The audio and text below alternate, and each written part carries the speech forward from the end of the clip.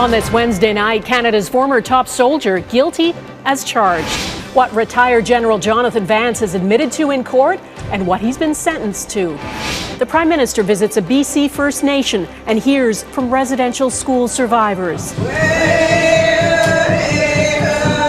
Plus, this Indigenous leader met the Pope in 2009. Now Phil Fontaine's back in Rome. Why he hopes this trip will be different. The world is watching. Russia breaks its promise to scale back attacks in Ukraine. And Germany, which relies on Russian oil and gas, prepares for rationing. Plus, strength in numbers. More salaries on the mortgage allow you to buy something bigger. Breaking into hot housing markets without breaking the bank. Global National with Donna Friesen. Good evening and thanks for joining us. We begin with the latest chapter in the downfall of Canada's former Chief of the Defence Staff. Jonathan Vance, who served as top military commander for 6 years, has pleaded guilty to one count of obstruction of justice, a charge laid after an investigation into allegations of sexual misconduct. The judge today called it a serious offence, but Vance will not serve any time in jail. He was put on probation and given community service. Our Ottawa Bureau Chief Mercedes Stephenson, who first broke the story about Vance, was in the courtroom today. Canada's former top soldier looked resigned to his fate as he appeared in an Ottawa courtroom over his iPhone. General Jonathan Vance, who once commanded Canada's military, now the face of the sexual misconduct scandal that has rocked the Canadian Armed Forces. Vance spoke few words, but told Judge Robert Wadden he was guilty of obstruction of justice, and Wadden convicted him. In an agreed-upon statement of facts read in court, Vance admitted to directing Major Kelly Brennan, a subordinate with whom he had a sexual relationship, to lie to the military police to cover it up. Vance failed to disclose the relationship to the military and could have faced a charge under military regulations. Brennan first came forward to Global News in February of 2021, alleging sexual misconduct by Vance, and told Global News he was pressuring her to mislead investigators. What did he say to you, Kelly? Told me to lie. The Crown referenced recordings, some of which were obtained as evidence by Global News, that Vance told Brennan to lie. The really important thing here is that we did not have sex in Toronto or here in Ottawa. Before the storm starts, I just wanted to make certain that you're clear on our story and that you stick to it. In his sentencing, the judge said evidence indicated that Vance was a man of good character who still had much to contribute to society. I don't feel it's necessary to burden you with a criminal conviction, the judge told Vance. Vance was granted a conditional discharge. He will serve 12 months of probation and must complete 80 hours of community service. If Vance complies with those terms, he won't receive a criminal record. The sentence was criticized by advocate groups and experts in sexual misconduct who say it sends the wrong message. There was ample evidence. He fathered a child with the victim, has denied it. And so there's so much evidence. He pled guilty. And his colleagues came and supported him. Mackenzie says the judge focused on Vance's career rather than his transgressions. I think the message it sends to perpetrators and people who are thinking about perpetrating is make sure that you have each other's backs. In court today, Vance's lawyer acknowledged that Vance shares a child with Kelly Brennan, something Vance had previously denied to Global News. Meanwhile, today on Parliament Hill, Defence Minister Anita Anand refused to comment on Vance's conviction. A report by retired Supreme Court Justice Louise Arbour is expected in the coming weeks. Donna? All right, Mercedes Stephenson in Ottawa, thank you. Prime Minister Justin Trudeau said today it was an honour and a privilege to be invited to the Williams Lake First Nation in BC. He is there to learn more about the evidence found in January of 93 unmarked graves near the site of the former St. Joseph's Mission Residential School. The Prime Minister met and listened to survivors, including Frank Robbins, who started at the school in the early 1960s when he was 5 years old. I encountered a lot of pain and hurt, and and abuse, and abuse, all kinds of abuse. I don't think I'll ever get over it. I always say, I'll go to my grave with what happened, and I'll never heal. Our reporter Kamil Karamali is in Williams Lake covering this visit by the Prime Minister. Kamil, was this all about listening, or did the Prime Minister have something to offer the First Nation there? It was about listening, but the Williams Lake First Nation also got what else they were asking for, which is funding for its survivors, and the federal government now contributing or promising $2.9 million to families whose children were taken away and sent to St. Joseph's Mission Residential School. There will be more phases and more funding to come, but right now the focus on documenting and finding the truth, but also on supporting survivors, supporting a community that is being re-traumatized. The feds had already contributed $1.4 million to help uncover potential burial sites. Now, this money is also earmarked to help in possible excavation on the grounds of the former residential school here.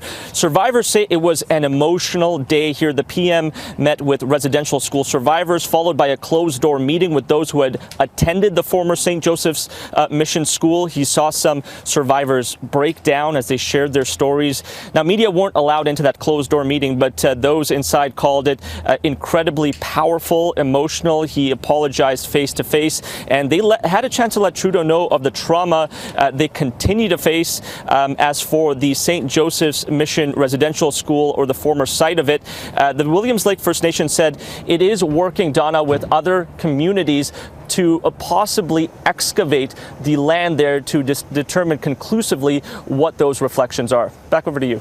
All right, Kamil Karamali in Williams Lake, BC. Thanks.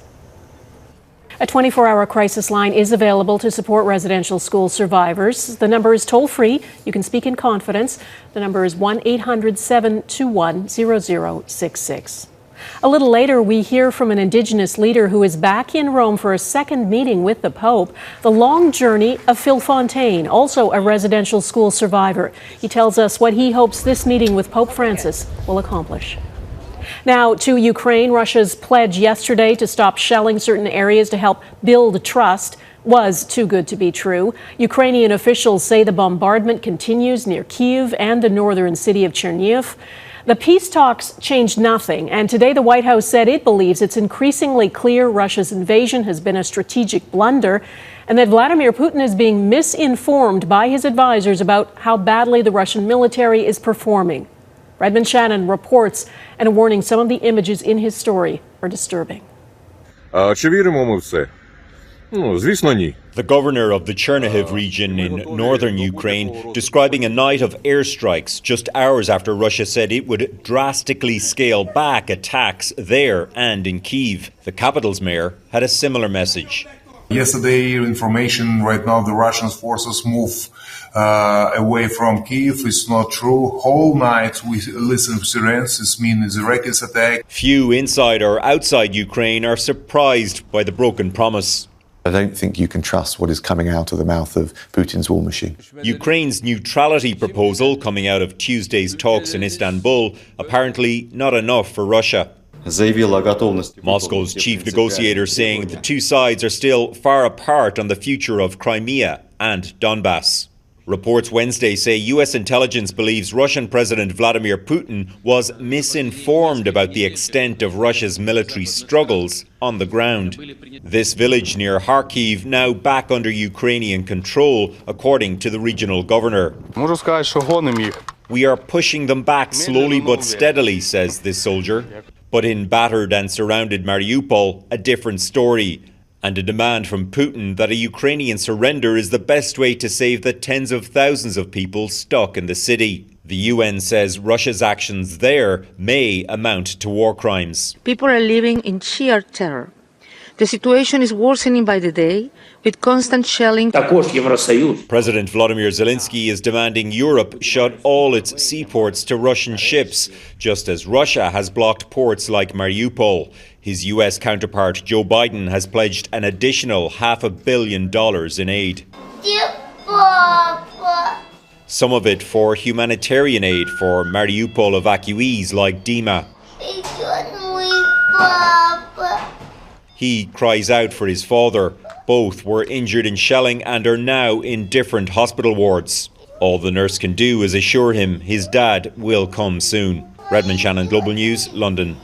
This Holocaust memorial is among the many sites hit by Russian shelling, according to Ukraine's Ministry of Defense. It's on the outskirts of the second largest city, Kyiv. The monument, in the form of a giant menorah, has lost 2 of its 7 branches. It was built 20 years ago. It's a tribute to more than 16,000 Jewish people who were killed by the Nazis from December of 1941 to January 1942. The exodus of refugees from Ukraine has now grown to more than 4 million people, according to the UN Refugee Agency. And UNICEF says half of them are children. Neighboring Poland has by far taken in the most refugees, more than 2.3 million, followed by Romania, Moldova, and Hungary. Russia's war on Ukraine is having repercussions around the world. Oil prices, after reaching a 10-day low yesterday because of hope about peace talks, climbed throughout the day today. And Germany, which relies on gas and oil from Russia, is preparing for an energy crisis, activating an emergency plan and warning the public gas rationing could be coming. Eric Sorensen reports. A home stove in Germany, probably burning Russian natural gas. And the same for Germany's big companies. This fiber-producing plant employs 600, but depends on natural gas. Without gas, says the plant director, we have to shut down. Economic sanctions may bring hardship to Russia. But Europe, and Germany in particular, will absorb the fallout from Russian gas shortages. Prices have already shot up, and supply cuts would make things worse. Germany's economy minister has announced an early warning for his country, a first step before an emergency that could force rationing for homes and businesses. Germany is essentially preparing for a worst-case scenario here in which supply is completely cut off, at least from the east. Much of Russia's natural gas is extracted in Arctic Siberia. Pipelines deliver most of it directly to Western Europe. Because of Russia's attack on Ukraine, Germany has stopped one new pipeline, the Nord Stream 2, just built under the Baltic Sea. But Germany's dependence is enormous, importing an estimated 43 billion cubic meters from Russia. In all, the EU gets more than 40% of its natural gas imports from Russia. Vladimir Putin is now demanding payments in rubles to prop up the Russian currency, and that could trigger an early standoff with Europe. This economist is advising Germans to get off natural gas as much as possible before demand spikes again next winter. It could get more expensive, says this man, but it's necessary to put the aggressor in his place. Still, the economic effects felt in Europe will likely ripple around the world, including to Canada. This is delivering a shock to European households. So overall, you're looking at a hit to consumer pocketbooks on a global basis and a rise in inflationary pressures that will almost certainly push central banks farther in the tightening direction than they wanted to go. In other words, disrupting natural gas supplies in faraway Siberia could speed up higher interest rates over here. Eric Sorensen, Global News, Toronto. A revelation about a Hollywood star's health. Coming up, why Bruce Willis is stepping away from acting.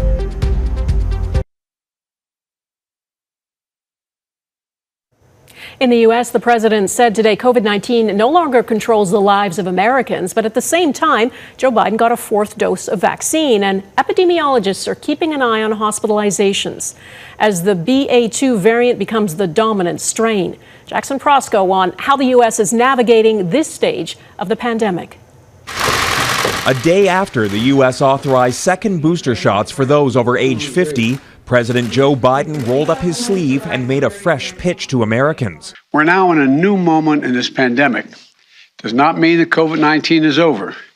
It means that COVID-19 no longer controls our lives. That's what it means. 4th shots are now seen as the best defense for older and more vulnerable people.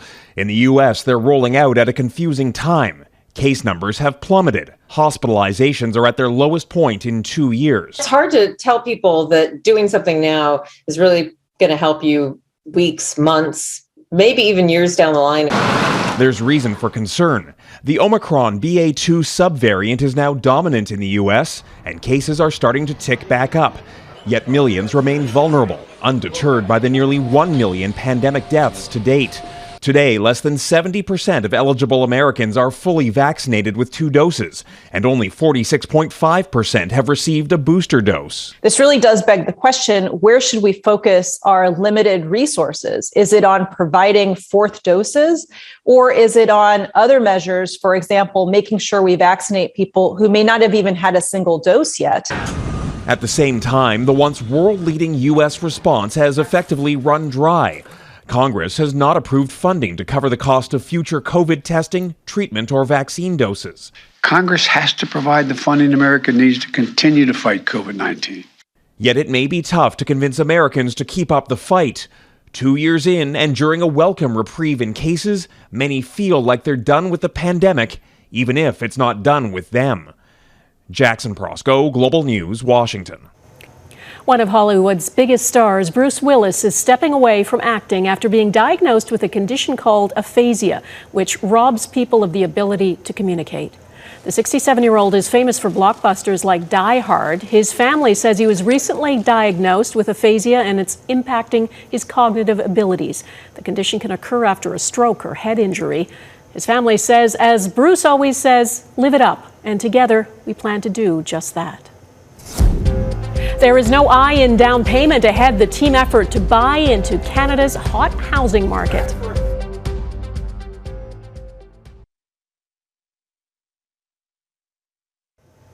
Real estate analysts say home prices across Canada are about 50% higher now than before the pandemic, and that is making it especially hard for first-time buyers. One way to break into the hot market is to do it collectively through co-ownership. It's a growing trend in expensive urban centres. Anne Gaviola explains how it works. This 3,000 square foot duplex with 2 separate dwellings under one roof sold in March 2021 to 4 friends. They pooled their resources to afford the $2 million semi-detached home close to transit and with a backyard. More people having down payment, more salaries on the mortgage allow you to buy something bigger. Home ownership is split 50-50 between the 2 couples. Each couple contributed a $200,000 down payment. Now, all of this is possible with advanced planning, lots of legal documents, and agreements before moving in, and monthly house meetings plus 2 social meetings every week when schedules permit. Those are a bit more casual. We do them over dinner. We cook each other dinner one night a week, and those are kind of spaces to come together and chat. These 4 millennial buyers, whose annual pay ranges from $60,000 to $120,000, are part of a growing trend in the most expensive urban centres. Toronto-based co-ownership company Arboro has seen a nearly 400% surge in interest in their services this year compared with the end of last year. Some trying to get ahead of rising interest rates, others looking to get into a market they can't access on their own. When they learn about it, they feel like, where has this been kind of all my life? These co-owners are celebrating 1 year since they purchased their home together, and they have this advice for people considering this path. It takes time and it does take effort, but I think there's a huge payoff.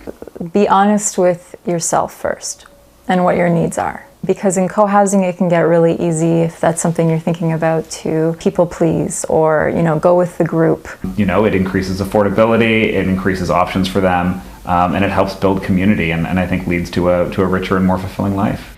An increasingly popular alternative for those feeling priced out of the housing market. Anne Gaviola, Global News, Toronto. The long road to reconciliation next, what a former chief of the Assembly of First Nations hopes to achieve on his return to Rome.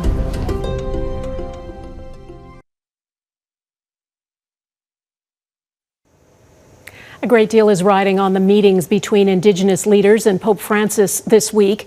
Residential school survivors and their families have waited years for an apology from the Catholic Church.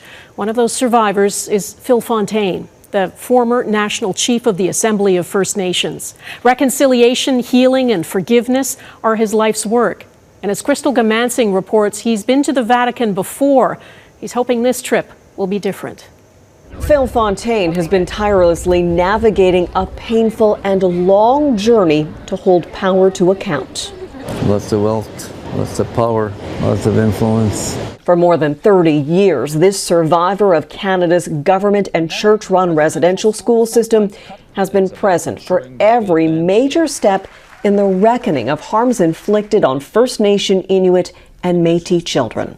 When Fontaine first began sharing his experiences, the abuses children like him lived through at those schools were only whispered into the ears of confidants. He went public to inspire others to step out of the shadows while demanding a full systematic review.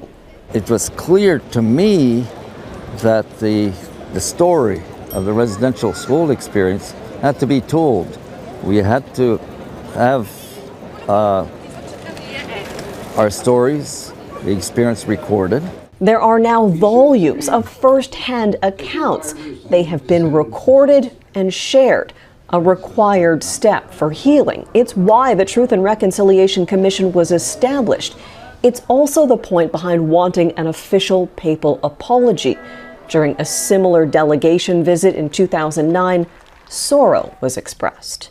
This one has such promise and great expectations. The discovery of hundreds of unmarked graves in BC and Saskatchewan last year forced the world to think of the children who died and the families who have been left wondering what happened to their lost loved ones. The world was watching. The world is watching. While survivors say it's about securing a place for future generations, the next generation, including Fontaine's daughter and her children, are also looking back. And my sincere wish is he gets the apology that's so important to him. A wish for a man who helped get a nation talking, and for all of those who didn't have the opportunity to share their stories. Crystal Gamansing, Global News, Rome. And that is Global National for this Wednesday. I'm Donna Friesen. We leave you tonight with more from the Williams Lake First Nation. The community there, like so many others, continues to investigate evidence of unmarked graves near the site of a former residential school and need the government and the church to provide complete records. Thanks for watching. Hope to see you here again tomorrow. Bye-bye.